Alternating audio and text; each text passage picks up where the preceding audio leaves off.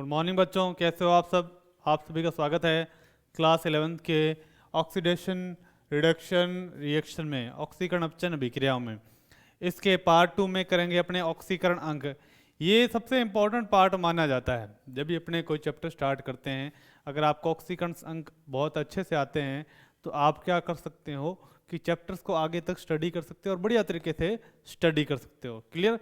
अब ऑक्सीकरण अंक होता क्या है, ठीक है। ऑक्सीकरण अंक के बारे में अलग अलग धारणा है, पर अपने एक सिंपल सी परिभाषा लिखते हैं, ठीक है। कोई भी पदार्थ होता है उसमें अणु होता है या आयन होता है, ठीक है। उस अणु अथवा आयन में जो तत्व होता है, मान लो किसी भी तत्व की निकालनी है, ठीक है, एक्स वाई जेड कोई भी तत्व है, उस तत्व पर उपस्थित आवेश चाहे वो कैसे भी हो, प्रभावी हो परोक्ष हो, कैसे भी हो, ठीक है, प्रत्यक्ष अप्रत्यक्ष रूप से उपस्थित आवेश है उसके ऊपर, ठीक है, उस आवेश को क्या कहते हैं, ऑक्सीकरण संख्या। तो मैं लिख देता हूं, किसी पदार्थ में उपस्थित अणु अथवा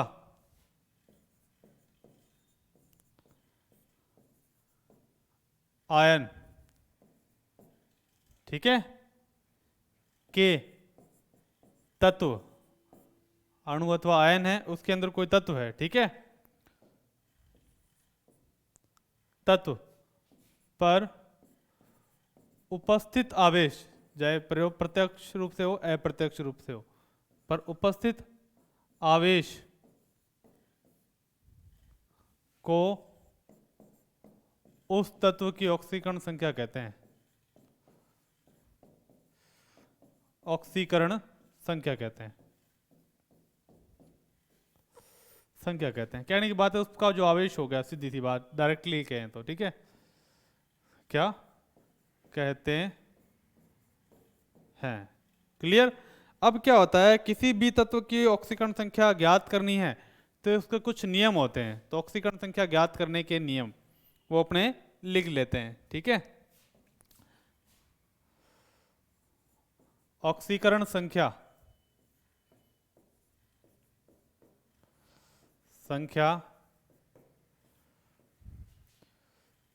ज्ञात करने के नियम।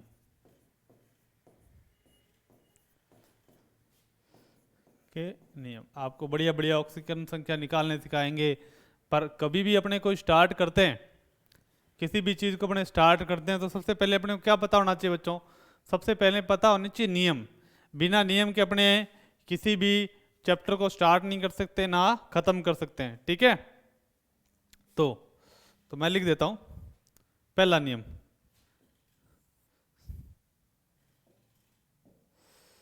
मुक्त अवस्था में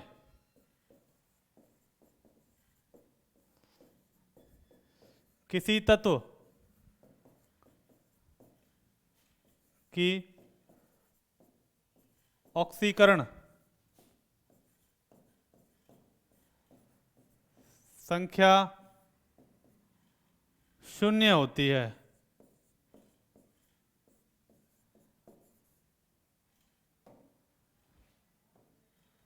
शून्य होती है, ठीक है, चाहे वो एक परमाणु हो चाहे द्विपरमाणिक, चाहे उसमें एक परमाणु हो चाहे दो परमाणु। जैसे Na+ सीधा लिखा है यानी ऑक्सीकरण संख्या 0, सीधा लिख दिया खुले में। K 0, O2 ये भी 0, ठीक है, O3 0 सीधा लिखा हुआ है, ठीक है, और N2, ठीक है, F2, इस तरह से ये क्या है, मुक्त अवस्था में पाए जाएंगे। मुक्त अवस्था में पाए जाने के कारण इनकी ऑक्सीकरण संख्या क्या हो जाती है, 0 हो जाती है। और भी जैसे इसके अप्रूप आगे P4 S8 ये सारे क्या हैं, इनकी मुक्त अवस्था में ऑक्सीकरण संख्या अपने पास 0 मानी जाती है। क्लियर, ये याद रखनी है क्योंकि ये मुक्त अवस्था में इन्हीं रूपों में पाए जाते हैं। सेकेंड रूल, सेकेंड रूल क्या है अपने पास, सेकेंड रूल ये है कि वर्ग एक के तत्व, वर्ग एक के तत्व, एक तत्व, ठीक है, ए के तत्व, 2 बार लिख दिया, ठीक है, कि ऑक्सीकरण संख्या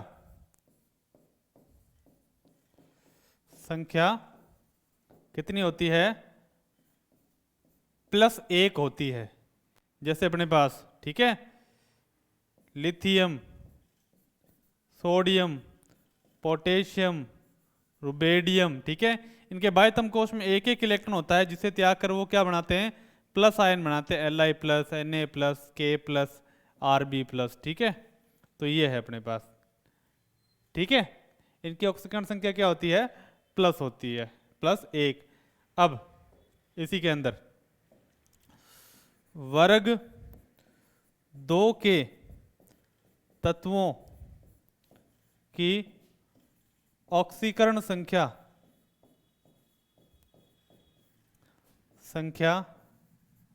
कितनी होती है, +2 होती है। +2 इसलिए होती है, इनके बाह्यतम कोश में कितने इलेक्ट्रॉन होते हैं बच्चों, सिर्फ 2 ही होते हैं, ठीक है। जैसे बेरिलियम, मैग्नीशियम, कैल्शियम, स्ट्रोंशियम, ठीक है, बेरियम, ठीक है, इनके बाह्यतम कोश में 2 इलेक्ट्रॉन होते हैं, जिसे त्याग कर वो क्या करते हैं, अपना अष्टक पूर्ण करते हैं, 2 इलेक्ट्रॉन आसानी से त्याग देते हैं। तो याद रखना, वर्ग 1 के तत्वों की ऑक्सीकरण संख्या कितनी होती है, +1 होती है, और वर्ग 2 के तत्वों की ऑक्सीकरण संख्या कितनी होती है, +2 होती है। क्लियर, ठीक है। तीसरा पॉइंट, मान लो आपके पास कोई आयन है, कोई परमाणु है, उसके ऊपर आवेश लगा हुआ है, ठीक है, तो इसमें लिख देते हैं तीसरा पॉइंट। तीसरा पॉइंट ये हो गया, किसी परमाणुीय आयन का ऑक्सीकरण संख्या, किसी परमाणु आयन की ऑक्सीकरण संख्या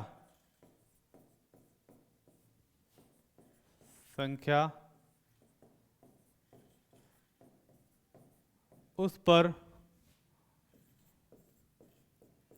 उपस्थित आवेश के बराबर होती है।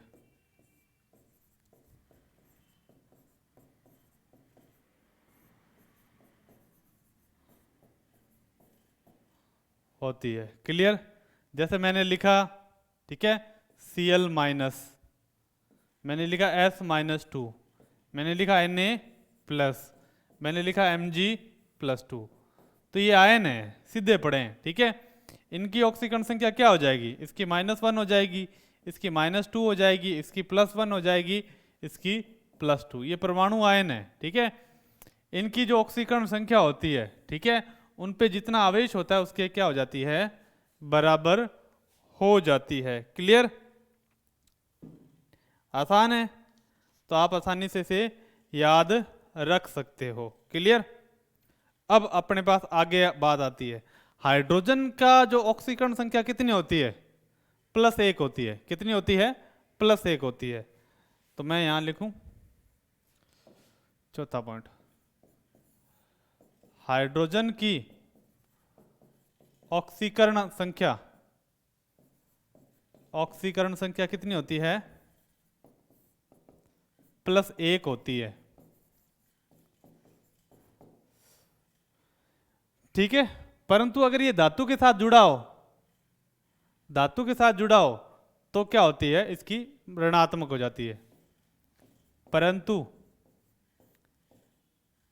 यह जब धातु के साथ जुड़ा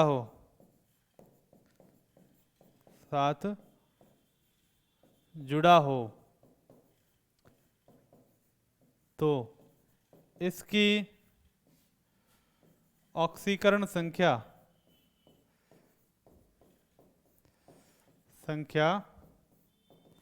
ऋणात्मक हो जाती है, क्योंकि धातुएं क्या करती है, इलेक्ट्रॉन त्यागती है, जाती है। एग्जाम्पल, ये है लिथियम हाइड्राइड, इसकी ऑक्सीकरण संख्या निकालनी है हाइड्रोजन की, तो लिथियम की होती है +1, जिसकी निकालनी होती है x 0, ठीक है। तो ये है एक, प्लस का एक उधर जाके माइनस का हो जाएगा, ये हो गया -1। तो अगर धातुओं के साथ जुड़ा है तो हाइड्रोजन की ऑक्सीकरण संख्या क्या हो जाती है, ऋणात्मक हो जाती है। क्लियर। अब नेक्स्ट पॉइंट की तरफ चलते हैं। नेक्स्ट पॉइंट है 5, ऑक्सीजन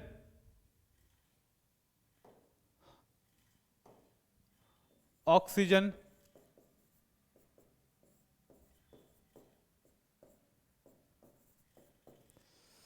की ऑक्सीकरण संख्या क्या होती है, -2 होती है, ठीक है। परंतु यह ऑक्सीजन फ्लोरीन के साथ जुड़े, यह फ्लोरीन के साथ जुड़े तो इसकी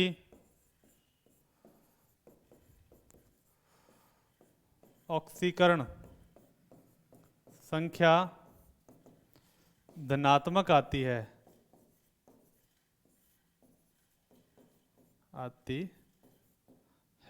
ठीक है। अगर फ्लोरीन जुड़ा है किसी तत्व में और यौगिक बना रहा है तो ठीक है, वो तत्व फ्लोराइड कहलाते हैं, ठीक है। ऐसे जैसे अपने एग्जाम्पल ले लेते हैं, इसका एग्जाम्पल अपने कंपटीशन में काफ़ी आते हैं। OF2 जिसकी निकालनी होती है उसे x मान लेते हैं, ठीक है। अपने ऑक्सीजन निकालनी है, वैसे होती क्या -2, x प्लस फ्लोरीन पे होता -1 है, कितने 2 गुणा 0, x -2 0, x उधर चल जाएगा तो ये हो जाएगा +2। तो देखो अगर ऐसे तत्व हो जिनमें ऑक्सीजन फ्लोरीन के साथ जुड़ा हो तो ऑक्सीजन की जो ऑक्सीकरण संख्या आती है प्लस में आती है। वैसे ही एक और ले लेते हैं O2F2, ऑक्सीजन की निकालनी है तो x है कितने ऑक्सीजन 2 प्लस फ्लोरीन कितना 1 है कितने 2 बराबर में 0, 2x ये -2 हो जाएंगे, ये इधर उधर चला जाएगा 2x, ये प्लस का हो जाएगा कटा, तो बच गया अपने पास 1, कितना +1 बच गया, ठीक है। ये बच गया +1 बच गया। आसान, कोई दिक्कत वाली बात नहीं है, आसानी से अपने इसे कर लेंगे। ऑक्सीजन की क्या होती है -2 होती है, परंतु इसमें क्या हो गया अपने पास +1 हो गई। क्लियर, +1 +2 हो गई। क्लियर। अब नेक्स्ट पॉइंट अपने करते हैं, ज़्यादा इसमें माथापच्ची करेंगे नहीं और फटाफट से इसको कर लेंगे। याद रखना जो अपने पास आयन मिलते हैं, आयन के ऊपर ऑक्सीकरण संख्या होती है उसके हिसाब से करते रहते हैं, ठीक है। अब निकालते हैं, पहले ऑक्सीकरण संख्या निकालना स्टार्ट करते हैं। क्लियर। अपने पास कुछ एग्जाम्पल अपने ले लेते हैं और सिंपल एग्जाम्पल लेके इसको करते हैं, ठीक है। करते हैं अपने पास H2S का करते हैं पहले एग्जाम्पल। H2S सल्फर का निकालना है, जिसकी निकालनी होती है उसे x मान लेते हैं, प्लस हाइड्रोजन पे होता है +1 है कितने 2 बराबर में 0, 2 + x 0। क्लियर। 2 उधर चल जाएगा, ठीक है, प्लस का 2 उधर जाके क्या बनेगा अपने पास माइनस का हो जाएगा, x अपने पास -2 आ गया। आसान है, ठीक है। तो सल्फर का ऑक्सीकरण अंक क्या हो गया -2 आ गया है। कोई दिक्कत वाली बात है नहीं, कोई दिक्कत नहीं आएगी। अब इसके अंदर अपने पास SO2 में निकालना है, SO2 में सल्फर की ऑक्सीकरण संख्या निकालनी है, जिसकी निकालनी होती है x मान लेते हैं, प्लस ऑक्सीजन पर क्या होता है -2 है कितने 2 0, x -4 0। क्लियर। 2 × 2 4, ये माइनस का हो जाएगा, उधर जाके हो गया ये प्लस का हो गया, x +4। आसान है। इस तरह से अपने क्या कर सकते हैं कि ऑक्सीकरण संख्या आसानी से निकाल सकते हैं। और भी एग्जाम्पल करेंगे धीरे धीरे, ठीक है। नेक्स्ट एग्जाम्पल करते हैं, वो है अपने पास Al2O3। तो यहां पर मुझे एल्यूमिनियम की ऑक्सीकरण संख्या निकालनी है, ठीक है। एल्यूमिनियम की ऑक्सीकरण संख्या निकाल लेंगे तो देख लेते हैं। एल्यूमिनियम के x मान लेते हैं, है कितने एल्यूमिनियम 2, प्लस ऑक्सीजन -2 होती है कितने 3, हो गए 0 बराबर में 2x, ये माइनस के 6 हो गए, उधर चल जाएगा 2x 6 माइनस उधर जाके प्लस में, ये कटेगा कितना बटे में आ जाएगा, ठीक है।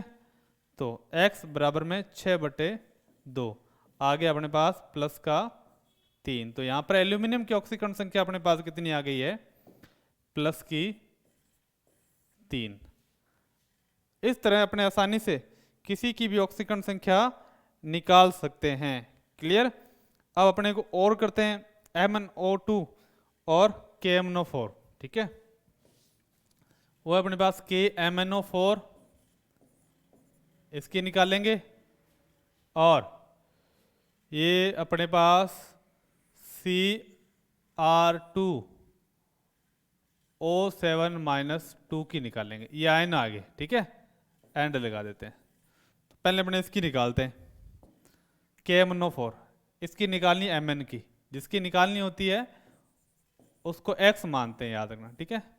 पोटेशियम के बाह्यतम कोश में 1 इलेक्ट्रॉन +1 प्लस x, ऑक्सीजन के बाहर -2, है कितने ऑक्सीजन 4, 0, 1 प्लस x माइनस के 8, 0, प्लस का 1 माइनस का 8, कितने रह गए 7 रह गए, x माइनस उधर चला जाएगा प्लस का 7। तो यहां पर Mn की ऑक्सीकरण संख्या कितनी आती है अपने पास, +7 आ जाती है। क्लियर।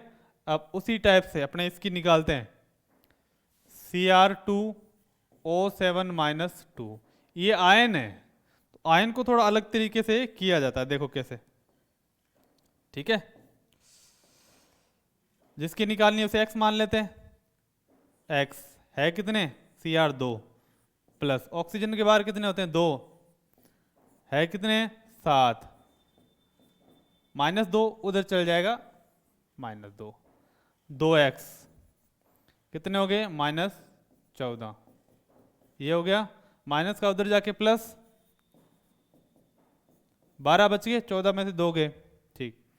अब x बराबर में अपने पास 12/2 आ गया, अपने पास कितना प्लस का 6 आ गया। क्लियर। इसमें Cr2 थे, कितने Cr थे 2, तो दोनों पर कितना आवेश है, एक पर +6 है और दूसरे पर भी कितना है +6। देखो 2x बराबर 12, 2 पर चार्ज कितना है 12, तो एक पर कितना हो जाएगा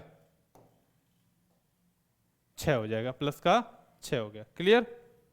हाँ, अब नेक्स्ट की तरफ चलते हैं, अपने नेक्स्ट एग्जाम्पल अपने करते हैं। नेक्स्ट एग्जाम्पल अपने पास Pb3O4, थोड़े अलग टाइप से एग्जाम्पल कराते हैं, ठीक है। ये केस 2 के एग्जाम्पल आ गए, केस 2, वो केस फर्स्ट के थे, आसान एग्जाम्पल थे, ठीक है। केस 2 के Pb3O4, ठीक है, और KO2 याद रखना, ऑक्सीकरण संख्या कभी बटे में नहीं होती, ठीक है। ऑक्सीकरण संख्या सभी का सम होता है, देख लेते हैं। जिसकी निकालनी है उसे x मान लेते हैं, x प्लस Pb है कितने 3, ऑक्सीजन -2, है कितने ऑक्सीजन के 4, 0, 3x -8, 0, माइनस का उधर चला जाएगा और 8, x बराबर में 8/3। अब ऐसा मैंने बताया नहीं कि ये पॉसिबल ही नहीं है, ठीक है। तो अपने पास की फ्रैक्शन में वैल्यू आ जाएगी, टुकड़ों में इलेक्ट्रॉन टूटते थोड़ी हैं। तो देखो यहाँ पर आयरन है अपने पास Fe और Fe, दो आयरनों पर होता है +3 चार्ज और एक पर होता है +2 चार्ज। कितने हो गए 3 आयरन है, ठीक है, और तीनों पर चार्ज क्या 3 3 6 और 2 8, तो इन तीनों पर आयरन पर क्या होता है +8 चार्ज होता है मिला के, ठीक है। तो इनमें क्या है डिवाइडेड रहते हैं, ठीक है। तो ये अपने पास है Pb3O4 की। तो अगर आपसे कोई पूछे तो आप आसानी से इसे बता सकते हो। क्लियर है? अब बात करते हैं KO2 की, बात करते हैं किसकी? KO2 की बात। KO2 पोटेशियम की निकालनी है, X मानो, प्लस ऑक्सीजन कितना होता है -2, है कितने? 2, ठीक है, 0, X -4, 0, ठीक है। तो ये हो गया अपन X बराबर में आ जाएगा अपने पास +4। तो ये अपने पास ऑक्सीकरण अवस्था निकलती है। क्लियर? ये अपने आसानी से इसको बता सकते हैं। क्लियर? KO2 में ऑक्सीकरण संख्या निकालना आप आसानी से बता सकते हो। क्लियर? अब अपने करेंगे सिंपल सी ऑक्सीकरण अवस्था और ऑक्सीकरण संख्या ऐसे एग्जाम्पल करेंगे जिसमें ऑक्सीकरण संख्या 0 भी आती है। कितनी आती है? 0 आती है। फिर स्ट्रक्चर के बेस पर करने वाली ऑक्सीकरण संख्याएं करेंगे। किस पे? स्ट्रक्चर के बेस पर करने वाली ऑक्सीकरण संख्या करेंगे। क्लियर? तो ये अपने पास, ठीक है, और ऑक्सीजन पोटेशियम परऑक्साइड, ठीक है। अब नेक्स्ट अपने तरफ चलते हैं। वो है अपने पास NiCO4। ये क्या? CO4। यहाँ पर CO पर आवेश क्या होता है? CO पर आवेश होता है 0 आवेश होता है। ये एक उदासीन अणु है, ठीक है, तो इन पे 0 आवेश होता है। तो X माना प्लस CO पर आवेश कितना है? 0 इंटू 4 बराबर 0। तो यहाँ पर ऑक्सीकरण अवस्था आ गई 0। तो ये 0 भी इसके अंदर पॉसिबल है। कौन सी? 0 भी इसके अंदर ऑक्सीकरण अवस्था क्या हो जाती है? पॉसिबल होती है। क्लियर? अब अपने सिंपल से करते हैं एग्जाम्पल। संरचना के बेस पर करने वाली ऑक्सीकरण संख्याएं करेंगे। क्लियर है बच्चों? तो देखते हैं और विद एग्जाम्पल इसको करते हैं। ठीक, वो है अपने पास H2SO5 परऑक्सी मोनोसल्फ्यूरिक अम्ल। अब तरीके से करें अपने हिसाब से तो देख लेते हैं। हाइड्रोजन का +1 होता है इंटू 2 प्लस सल्फर निकालें X plus oxygen -2 into 5 equal to 0। ये हो गया 2 प्लस X, ये हो गया -10। तो ये हो गया अपने पास X बराबर में +8 आ जाता है। ये पॉसिबल नहीं है क्योंकि ऑक्सीजन सल्फर के बाद 6 इलेक्ट्रॉन है, ज़्यादा से ज़्यादा 6 इलेक्ट्रॉन निकलेंगे, +8 नहीं आ सकते, इसलिए इसकी संरचना बनानी पड़ेगी। तो ये क्या हो जाएगा अपना? रॉन्ग हो जाएगा मेथड। ठीक है, तो फिर कैसे करेंगे? कुछ ही तत्वों में ही है, ठीक है। इसे बोलते हैं परऑक्सी मोनोसल्फ्यूरिक अम्ल। क्या बोला जाता है इसे? परऑक्सी मोनोसल्फ्यूरिक अम्ल, ठीक है, परऑक्सी मोनोसल्फ्यूरिक अम्ल। तो इसमें संरचना क्या बनती है सल्फर की? देखो, एक यहाँ पर, एक यहाँ पर, एक OH, एक ऑक्सीजन, दूसरा ऑक्सीजन, फिर H। ये होता है परऑक्सी। परऑक्सी इसलिए बोला जाता है इसमें परऑक्साइड बॉन्ड पाया जाता है, ठीक है। ये क्या? परऑक्साइड बंध है, परऑक्साइड बंध है, ठीक है। अब इस ऑक्सीजन क्या होते हैं कि ये सल्फर से 2 इलेक्ट्रॉन खींचता है तो -2, ये भी 2 इलेक्ट्रॉन खींचता है -2, ये एक हाइड्रोजन से खींचता है, एक सल्फर से खींचता है, ये भी -2, ठीक है। इधर दोनों ऑक्सीजन की विद्युत ऋणता बराबर, तो इलेक्ट्रॉन खींचने कम हो जाएंगे। ये सिर्फ हाइड्रोजन से खींचता है -1, ये इससे खींचता है तो -1। तो इसमें 2 टाइप के ऑक्सीजन होंगे, 3 तो हो गए -2 वाले और 2 क्या हो गए अपने पास? -1 वाले। तो इसकी ऑक्सीकरण संख्या कैसे निकलेगी फिर देख लेते हैं। अब देखो H2SO5, तो H2SO5 हाइड्रोजन तो है +2 है ना, प्लस सल्फर X मान लिया, प्लस -2 वाले कितने हैं? -2 वाले हैं 3, प्लस -1 वाले कितने हैं? 2, -1 के 2। अब आगे अपने पास आसानी से निकाल सकते हैं, 2 प्लस X, ये हो गया -6 और ये हो गया -2, ये कितना? -8, ठीक है। 2 प्लस x माइनस 8 बराबर 0। ये कितने रह गए, प्लस के 2 माइनस के 2 8, ये हो गए माइनस के 6, ये हो गया अपने पास प्लस 6। तो इस तरह से इसको आसानी से निकाल सकते हैं, ठीक है, आसानी से निकाल सकते हैं। क्लियर, ठीक है। अब अपने पास बटरफ्लाई स्ट्रक्चर वाले आते हैं कुछ एग्जांपल, ठीक है। जैसे Br, ये ऑक्सीजन, ये ऑक्सीजन, ठीक है, ये ऑक्सीजन, ये ऑक्सीजन, ये ऑक्सीजन, इसे बोलते हैं बटरफ्लाई स्ट्रक्चर वाले कंपाउंड। ये है BrO5, ठीक है, ClO5, इसे बोलते हैं बटरफ्लाई स्ट्रक्चर, बटरफ्लाई संरचना। इसकी ऑक्सीकरण संख्या भी इसी हिसाब से निकलती है, थोड़ी सी एडवांस लेवल की है। देखो ये दोनों की विदर्भता समान, -1 -1, इसकी भी -1, इसकी भी -1। क्लियर। अब ये 2 इलेक्ट्रॉन खींचता है, इसकी -2, तो इसकी आप निकाल सकते हो इस हिसाब से, आसान है। तो आपसे पूछे BrO5 में Br की ऑक्सीकरण संख्या कितनी है, तो बताओ। जिसकी निकालनी है BrO5 में, तो Br निकालिए x प्लस -1 वाले कितने हैं 4, प्लस -2 वाले कितने हैं 1 है, बराबर में 0। x माइनस के 4 और माइनस के 2 कितने हो गए अपने पास -6, 0। तो x बराबर में प्लस के 6, आसानी से निकाल सकते हो क्योंकि इस पे -1 है, -1 है, ये दोनों एक इलेक्ट्रॉन आगे प्रोक्साइड बॉन्ड हो गया, ये प्रोक्साइड बॉन्ड हो गया, ठीक है। प्रोक्सी लिंकेज के कारण ऑक्सीजन संख्या में क्या आ जाती है अपने पास, कमी आ जाती है। क्लियर। अब ये आसानी से अपने निकाल सकते हैं। और एक आधा एग्जांपल और करते हैं जिससे कि आपको और ज़्यादा क्लियर हो। क्लियर। वो है अपने पास PtCl3, या एक लास्ट एग्जांपल करते हैं फिर अपने नेक्स्ट टॉपिक करेंगे। PtCl4 -2, जिसकी निकालनी है x प्लस क्लोरीन पे चार्ज होता -1 इंटू 4, ये -2 इधर चल जाएगा, ये होगा x -4 -2 उधर चला गया, तो आप निकाल सकते हो 4 - 2 x बराबर में +2। इस तरह से क्या ऑक्सीकरण संख्या निकालना बहुत ही आसान होता है। ऑक्सीकरण संख्या निकालना क्या होता है, बहुत ही ज़्यादा आसान होता है। क्लियर।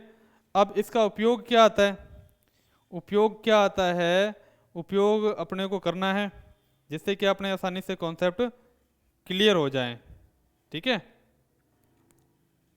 चलो फिर बच्चों अपने करते हैं, ठीक।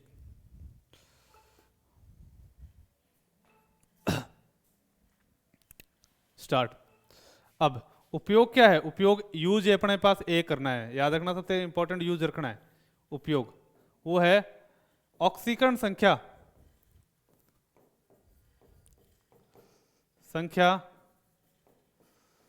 बढ़ने पर अम्लीय गुण बढ़ते हैं,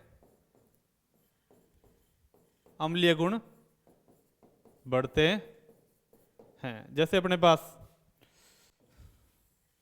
ये है, ठीक है, एक अपने पास HClO4, एक अपने पास HClO3, एक अपने पास HClO2 और एक अपने पास HClO, ठीक है।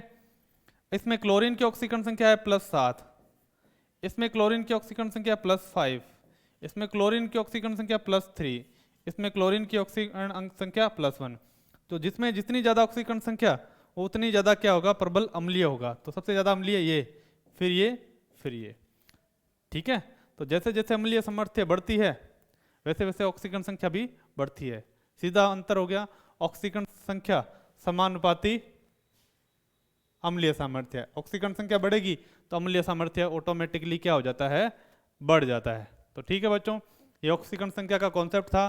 तो ऑक्सीकरण संख्या कॉन्सेप्ट को अपने आगे जारी करते हुए अब रिएक्शन को बैलेंस करना सीखेंगे। क्लियर।